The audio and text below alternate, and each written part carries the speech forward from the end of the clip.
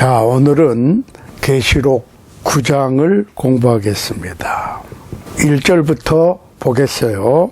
다섯째 천사가 나팔을 불매 내가 보니 하늘에서 땅에 떨어진 별 하나가 있는데 저가 무저갱의 열쇠를 받았더라. 저가 무저갱을 여니 그 구멍에서 큰 풀무의 연기 같은 연기가 올라오매 해와 공기가 그 구멍의 연기로 인하여 어두워지며 또 황충이 연기 가운데로부터 땅 위에 나오매 저희가 땅에 있는 정갈의 권세와 같은 권세를 받았더라. 저희에게 이르시되 땅에 풀이나 푸른 것이나 각종 수목은 해하지 말고 오직 이마에 하나님의 인 맞지 아니한 사람들만 해하라 하시더라. 그러나 그들을 죽이지는 못하게 하시고 5달 동안 괴롭게만 하게 하시는데 그 괴롭게 함은 정갈이 사람을 쏠 때에 괴롭게 함과 같더라. 그날에는 사람들이 죽기를 구하여도 얻지 못하고 죽고 싶으나 죽음이 저희를 피하리로다. 황충들의 모양은 전쟁을 위하여 예비한 말들 같고 그 머리에 금 같은 면류관 비슷한 것을 썼으며 그 얼굴은 사람의 얼굴 같고 또 여자의 머리털 같은 머리털이 있고 그 이는 사자 이 같으며 또 철 흉갑 같은 흉갑이 있고 그 날개들의 소리는 병고와 많은 말들이 전장으로 달려 들어가는 소리 같으며 또 정갈과 같은 꼬리와 쏘는 살이 있어 그 꼬리에는 5달 동안 사람들을 해하는 권세가 있더라. 저희에게 임금이 있으니 무저갱의 사자라. 히브리음으로 이름은 아바돈이요 헬라음으로 이름은 아볼루온이더라. 첫째 화는 지나갔으나 보라 아직도 이후에 화 둘이 이르리로다. 12절까지 봤어요. 계시록 9장 1절로 12절. 자, 하나님의 어린 양이신 예수 그리스도께서 7째 인을 떼시는 순간에 드디어 그 비밀의 책이 펴졌습니다. 그 7째 인 속의 비밀이 공개가 되는데 그 7째 인 속에 7 나팔이 들어있었어요.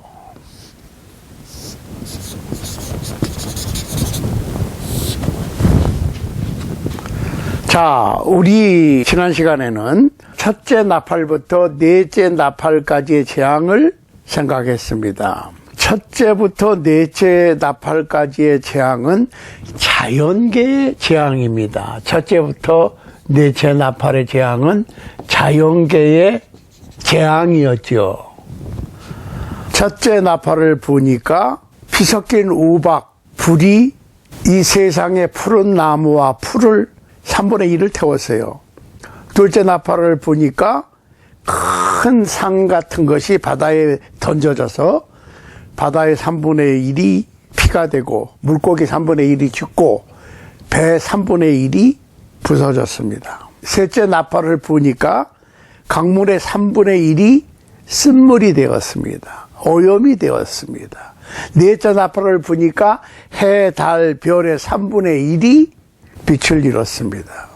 이런 자연계에 내리는 재앙으로 사람들의 생활에 혼란과 불편이 야기되었는데 이거보다 더 큰 화가 있을 것이라고 그랬어요.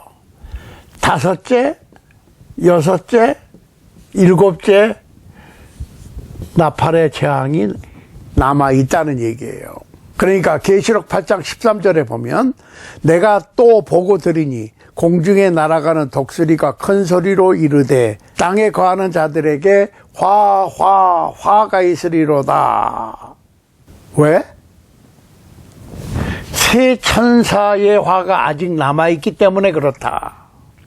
그래서 계시록 9장 1절로 12절은 5번째 나팔의 재앙입니다. 다섯 번째 나팔의 재앙. 자, 다섯 번째 천사가 나팔을 부니까 하늘에서 땅에 떨어진 별 하나가 있는데 무저갱의 열쇠를 받았다고 그랬어요. 별 하나가 떨어졌어. 근데 무저갱의 열쇠를 받았다. 이게 별 하나가 땅에 떨어졌는데 그 별이 무저갱의 열쇠를 받았다고 그러니까 그냥 이 별을 별이라고 얘기하면 말이 안 되지요. 별이 어떻게 열쇠를 받아요? 그냥 하늘에서 내려온 천사다. 하나님의 심부름꾼이다. 이렇게 보는 게 옳겠죠. 무저갱의 열쇠를 받았다고 그랬어요. 자, 무저갱이라고 하는 말은 영어로 abyss, bottomless pit, 땅의 깊은 곳이라고 해석이 되는데, 자, 음부라고 하는 말이 있고 지옥이라고 하는 말이 있고 무저갱이라고 하는 말이 성경에 나오는데, 음부는 죽은 자들의 영혼이 가 있는 것이고 지옥은 예수님께서 재림하시면 음부에 있던 영혼들이 죽지 아니할 몸으로 부활해서 악한 영이 가는 곳이 지옥이고, 그런데 무저갱은 음부나 지옥이 아니고 bottomless pit, 바닥이 없는 갱을 얘기하는 거예요. 바닥이 없어. 그 얘기는 나올 수가 없는 거지. 왜? 바닥이 없으니까 하나씩 떨어질 거 아니에요. 그런데 베드로후서 2장 4절에 보면 하나님이 범죄한 천사들을 용서치 아니하시고 지옥에 던져 어두운 구덩이에 두어 심판 때까지 지키게 하셨으며, 어두운 구덩이, 지옥은 아직 안 들어갔죠. 예수님께서 오시는 것을 중심으로 해서 선한 영과 악한 영이 형이 확정이 돼서 지옥이나 천국 도성으로 갈라지는데, 이 무저갱은 범죄한 천사를 예수님 오실 때까지 감금하는 곳이죠. 그러니까 무저갱은 타락한 천사가 심판 때까지 대기해야 하는 장소인 거예요. 그런데 한 떨어진 별이 무저갱의 열쇠를 받아서 무저갱을 여니까 그 무저갱의 뚜껑이 열리는 순간에 연기가 나왔다. 그래서 해를 가리고 공기를 어둡게 했다. 잘 보세요. 그런데 그 연기와 함께 황충, 영어로 로커스트인데 메뚜기가 연기와 함께 나왔어요. 그러니까 이 황충은, 메뚜기는 팔레스틴의 사막지대에서 번성을 해서 농경지대로 침입해서 풀, 나무, 곡식들을 마구 먹어치우는 곤충의 떼를 얘기하는 거고, 메뚜기 떼, 한두 마리가 아니고 수천, 수백만 마리가 몰려다니는 거예요. 해서 농작물을 싹 쓸어버립니다. 다 먹어치웁니다. 요에서 1장, 2장에 보면 멸망의 상징입니다. 멸망을 표시할 때 메뚜기 떼의 출현이 멸망을 얘기하는 거예요.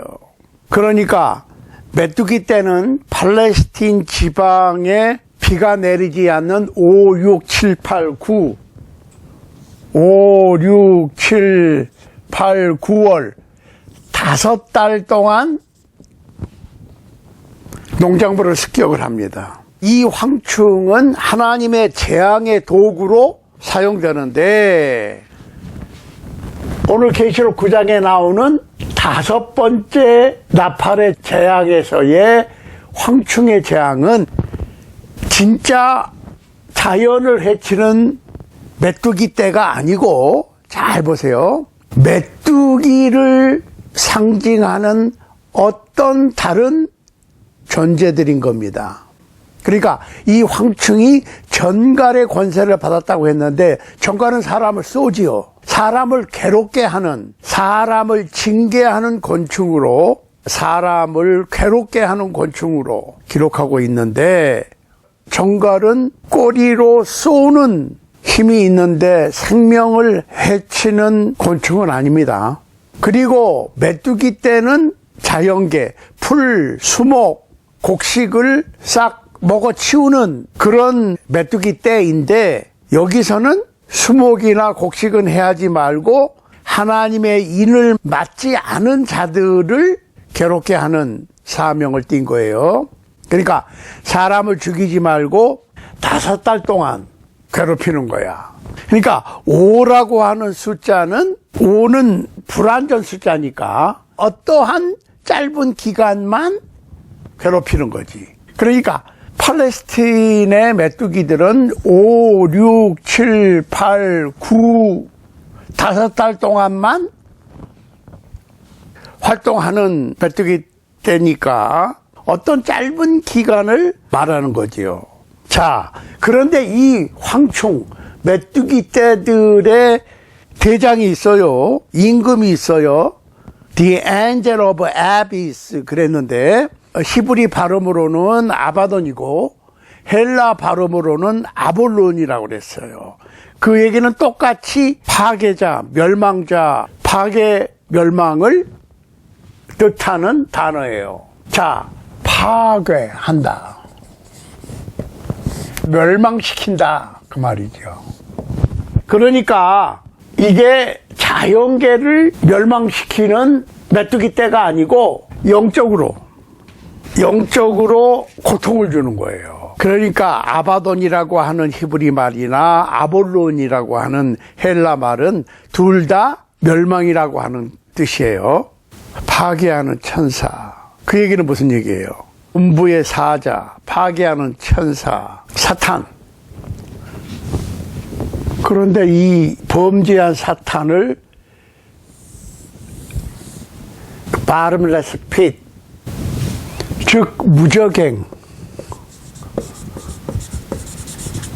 바닥이 없는 갱에 가둬놓았다가 잠시 풀리는 거지.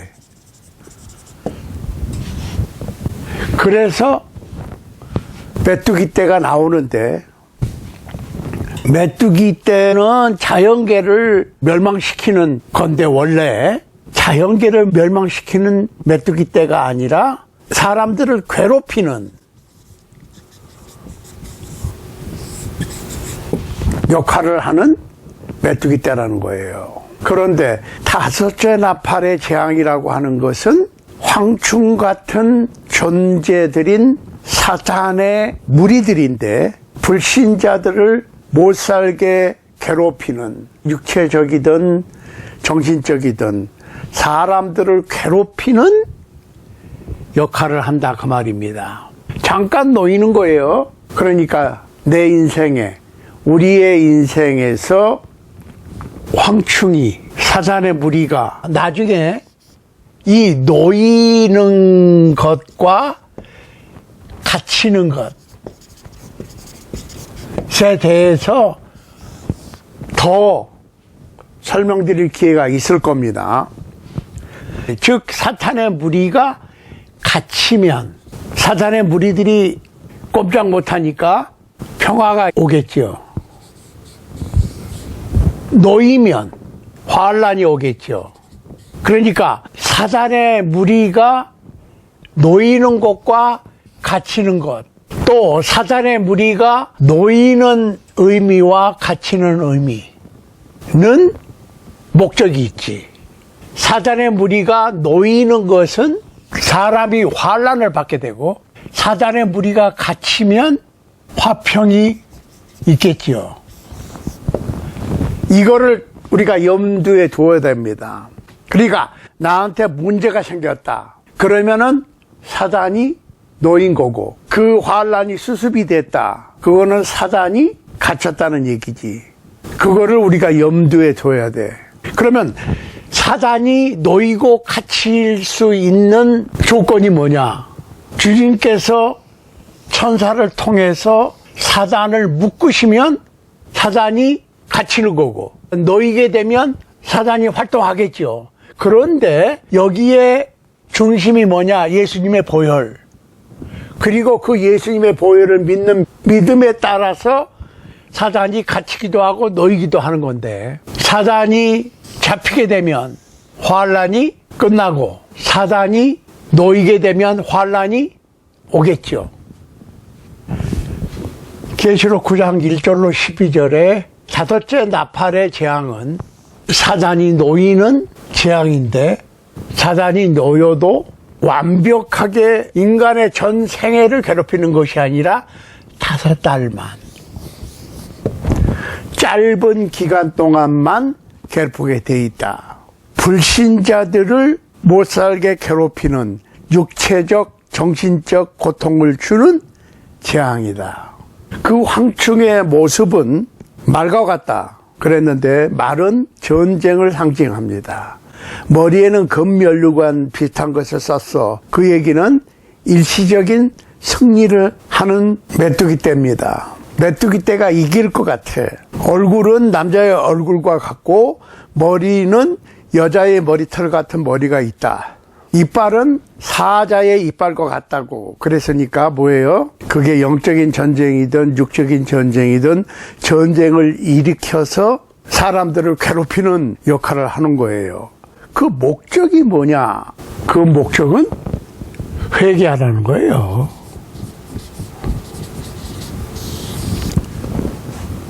그러니까 시련은 멸망의 목적이 아니고 멸망을 당하지 않도록 경고를 하시는 거지.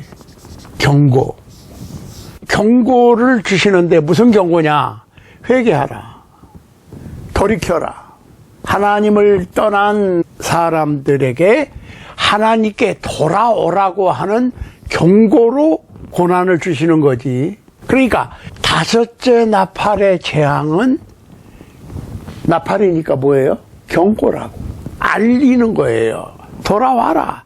회개하라. 그러니까 멸망시키기 위한 목적이 아니고 돌아오게 하는 경고로 주시는 것이 다섯째 나팔의 재앙입니다. 그러면 이러한 재앙을 받는다고 그러는 건 뭐예요?